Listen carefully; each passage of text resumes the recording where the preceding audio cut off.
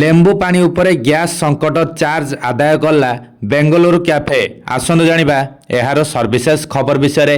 ଦେଶବ୍ୟାପୀ ଏଲ୍ପିଜି ସଂକଟ ମଧ୍ୟରେ ବେଙ୍ଗଲୁରୁର ଏକ କ୍ୟାଫେ ଲେମ୍ବୁ ପାଣି ଉପରେ 5% ଗ୍ୟାସ୍ ସଂକଟ ଚାର୍ଜ ଆଦାୟ କରିବା ଚର୍ଚ୍ଚାକୁ ଆସିଛି। ସାମାଜିକ ଗଣମାଧ୍ୟମରେ କ୍ୟାଫେର ଏହି ରସିଦ ଏବେ ଭାଇରାଲ ହେବାରେ ଲାଗିଛି। ଥିଓ କ୍ୟାଫେର ଏହି ରସିଦରେ ଜଣେ ଗ୍ରାହକ 2ଟି ମିଣ୍ଟ ଲିମୋନେଡ୍ ବା ଲେମ୍ବୁର ପାଣି ଅର୍ଡର କରିଥିଲେ। ଗୋଟାଏ ଲିମୋନେଡ୍ର ଦାମ 179 ଟଙ୍କା। ଏହି ହିସାବରେ 2ଟି ଲେମୋନେଡ୍ ଦର 358 ଟଙ୍କା।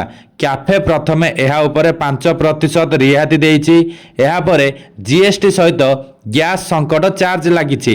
ଗ୍ୟାସ୍ ସଂକଟ ଚାର୍ଜ ବାବଦରେ 5% ଅର୍ଥାତ୍ 17 ଟଙ୍କା 1 ପଇସା ଆଦାୟ କରାଯାଇଛି। ସାମାଜିକ ଗଣମାଧ୍ୟମରେ ଲୋକମାନେ ଏହାକୁ ପ୍ରବଳ ସମାଲୋଚନା କରିଛନ୍ତି।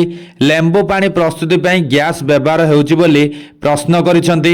ଏପରିକି କିଛି ବ୍ୟକ୍ତି ଏହାକୁ ଲୁଚିବାର ନୂଆ ତରିକା କହିଛନ୍ତି। ସେହିଭଳି କିଛି ବ୍ୟକ୍ତି ମହଙ୍ଗାର ଡିଜିଟାଲ ଅବତାର ବୋଲି ଏହାକୁ ଆଖ୍ୟା କରିଦେଇଛନ୍ତି।